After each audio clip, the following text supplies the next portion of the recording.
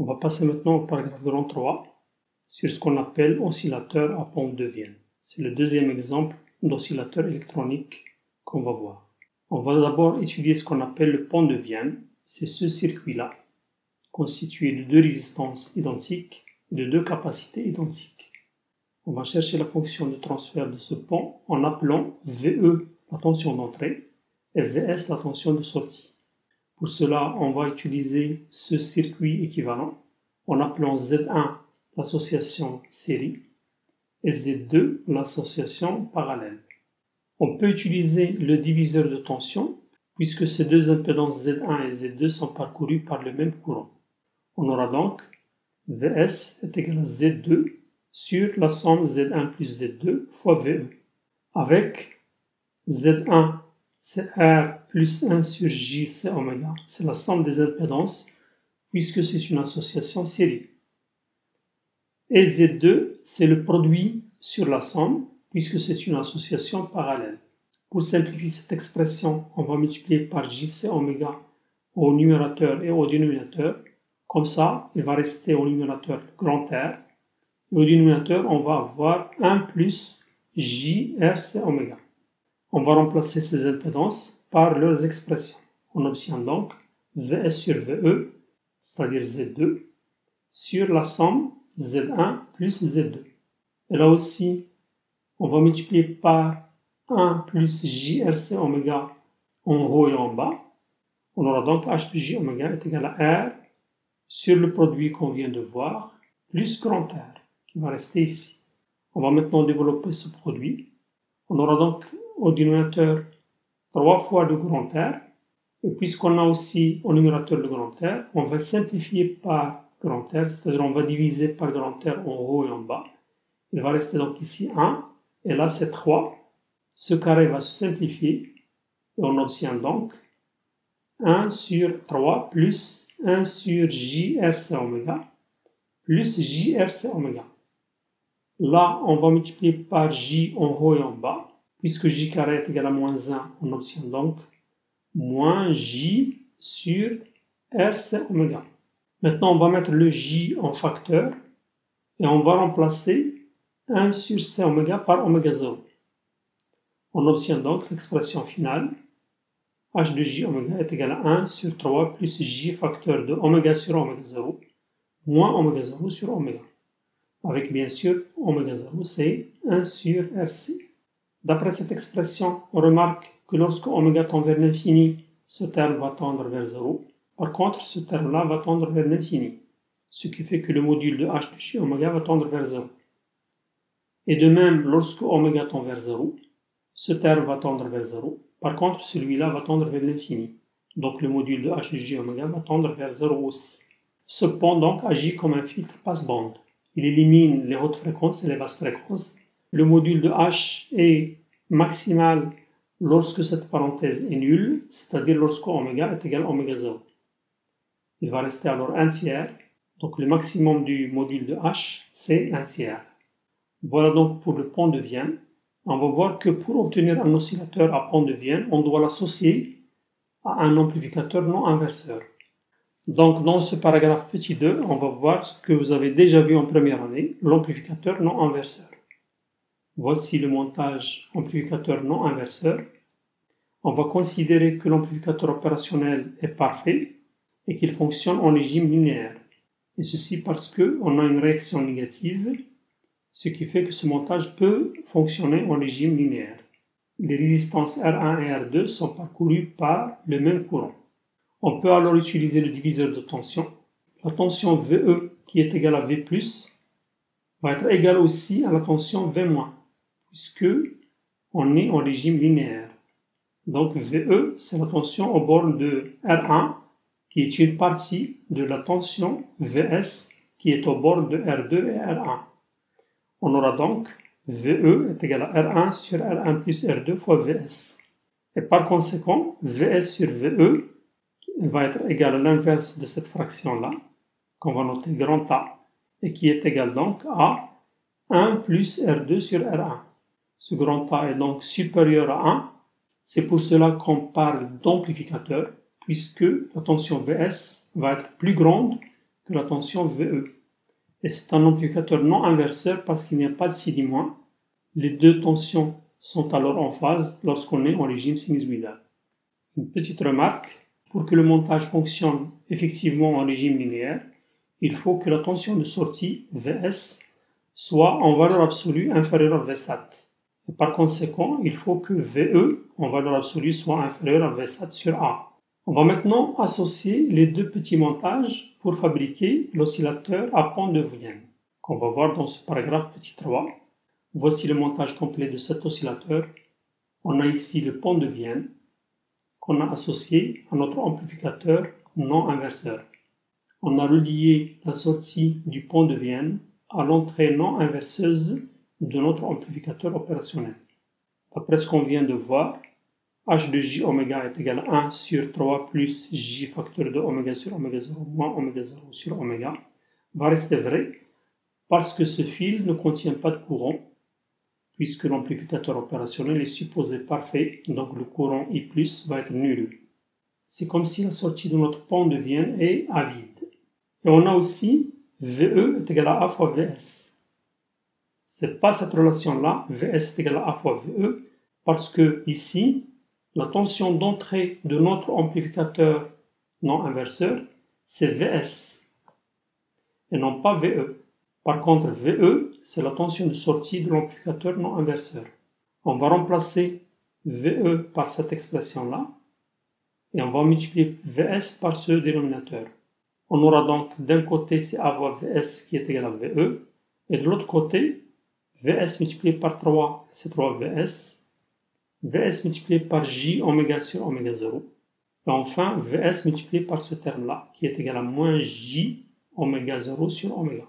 Pour obtenir l'équation différentielle, on va utiliser le fait que le produit J oméga Vs est égal à Vs point, mais comme on a oméga au dénominateur, on va d'abord se débarrasser de ces dénominateurs-là, oméga et oméga 0, en multipliant le tout par J oméga oméga 0.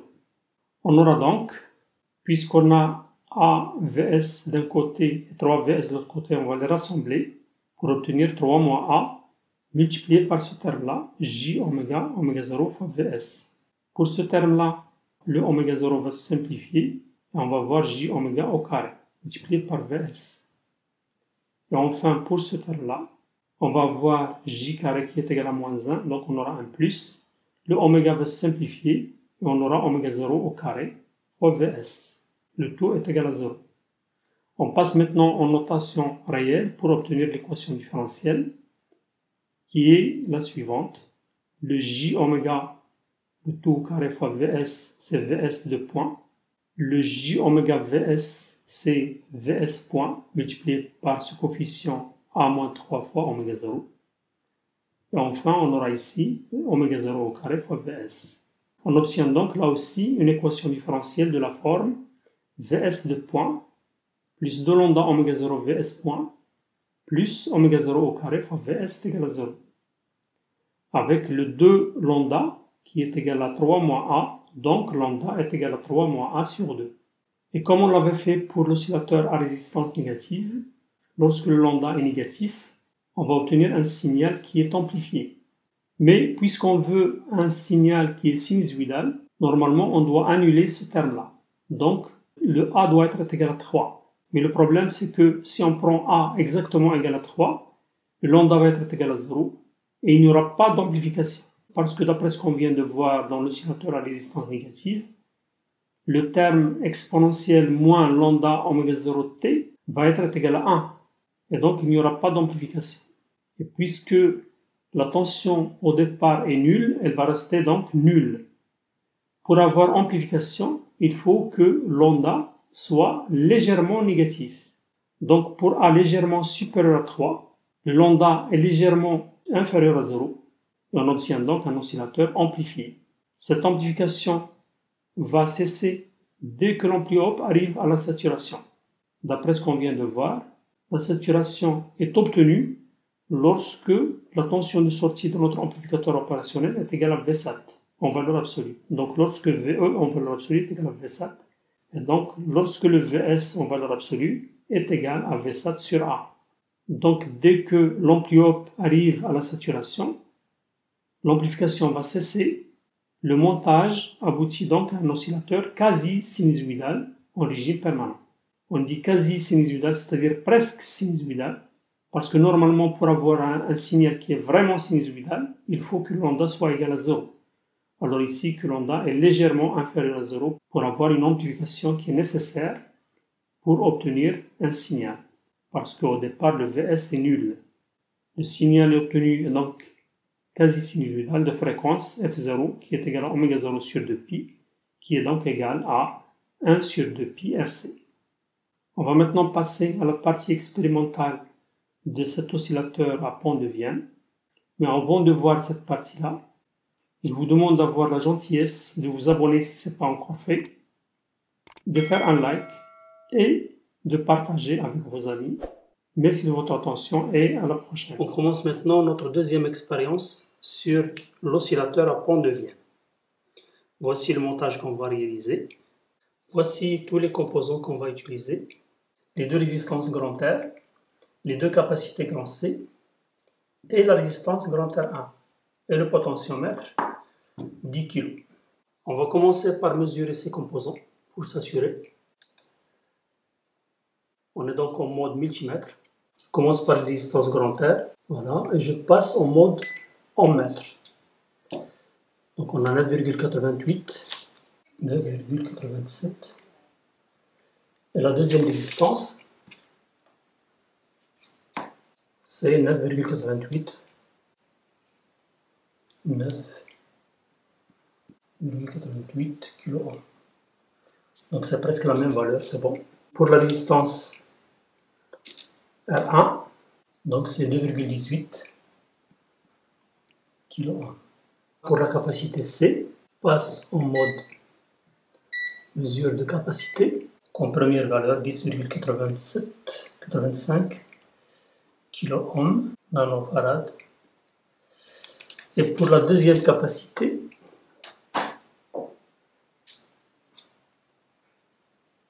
« 10,56 nanofarad.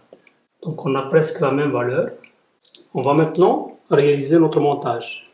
Donc on commence par l'alimentation.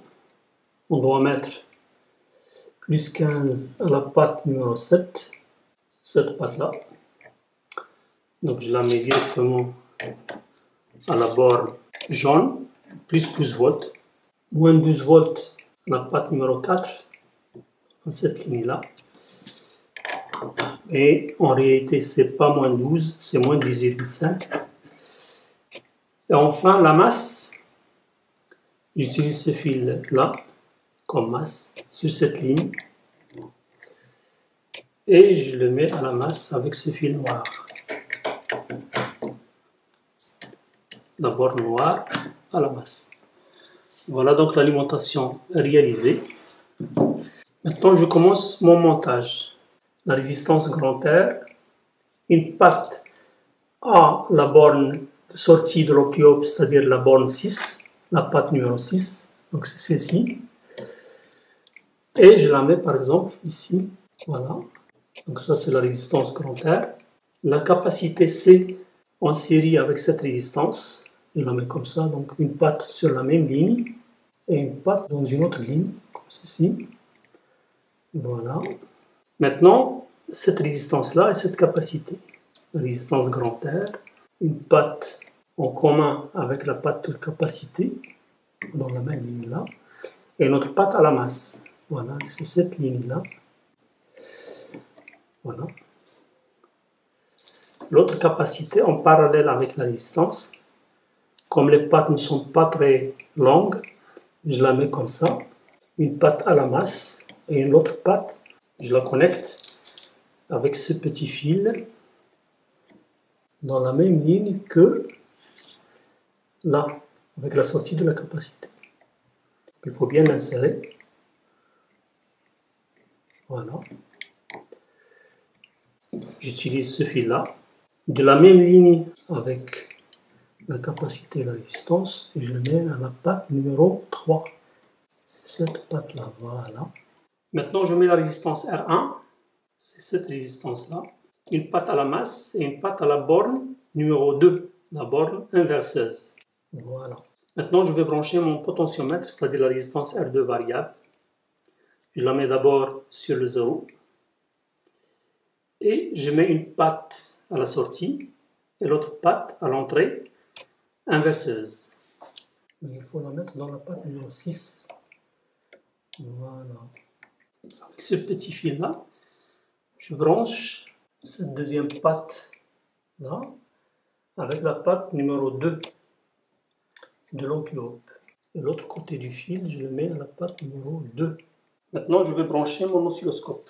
Je branche ma sonde au canal 1 et je vais regarder ce qui se passe sur la sortie de l'enveloppe, c'est-à-dire avec la patte de la résistance. Et le fil de masse, c'est un type dent crocodile. Je dois utiliser un fil. Voilà, ce fil-là.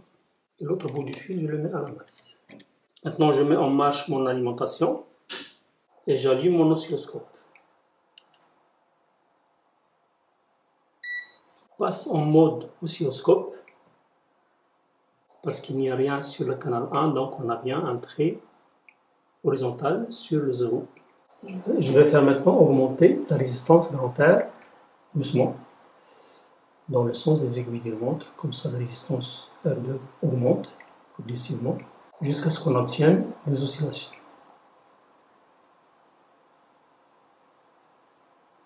Voilà. Je diminue un peu la résistance pour avoir un signal sinusoïdal. Remarquez que ça monte rapidement. Le démarrage des oscillations se fait rapidement. On ne peut pas voir l'augmentation exponentielle de l'amplitude. Voilà, je pense que c'est bon là.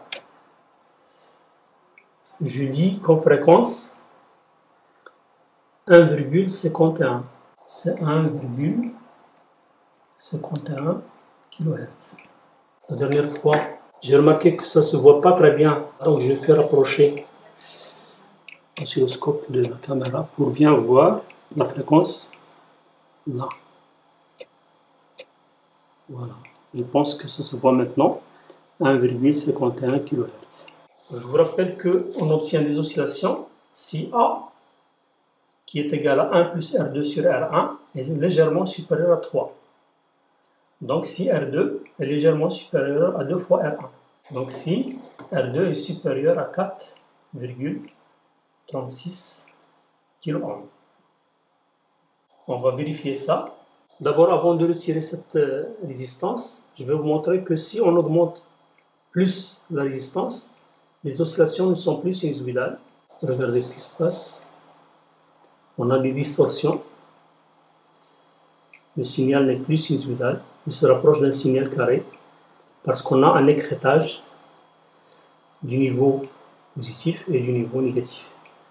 L'alimentation n'est pas symétrique. C'est pour cela qu'on obtient l'écrêtage du côté positif un peu plus grand que celui du côté négatif. Et la même chose, la fréquence diminue en même temps, à peu près 1,12 kHz. On peut le remarquer, je diminue la résistance. Remarquez que la période change en même temps jusqu'à ce qu'on obtienne un signal sinusoïdal. Et là, je lis 1,51 kHz. Voilà, maintenant, je vais arrêter mon alimentation. Les oscillations disparaissent, c'est normal. Je retire ma résistance variable et je vais passer en mode multimètre pour mesurer cette résistance. Je connecte mes deux fils et je connecte ma résistance entre ces deux bornes et on va passer en mode en mètre. Donc c'est 4,35, légèrement inférieur à la valeur que l'on devrait avoir. Je ne sais pas pourquoi exactement. Normalement, on doit avoir une valeur un peu plus grande. On va maintenant calculer la valeur théorique de la fréquence. Donc c'est 1 sur 2 pi RC, 1 sur 2 pi 10 puissance 4 pour la résistance parce que c'est 10 kg. Et C, c'est 10 nano, c'est-à-dire 10 puissance moins 8. Ça donne à peu près 1,59 kHz. On remarque que les valeurs théoriques et expérimentales sont presque les mêmes. La différence peut être parce que les capacités ne sont pas identiques. Remarquez ici, on a 10,85 nanofarad. Pour l'autre, c'est 10,56 nano. Et en plus, pour le calcul théorique, je n'ai pas utilisé les valeurs qu'on a mesurées. Voilà donc pour l'expérience sur l'oscillateur à pointe de Vienne. Ça a très bien marché et c'est très facile à réaliser.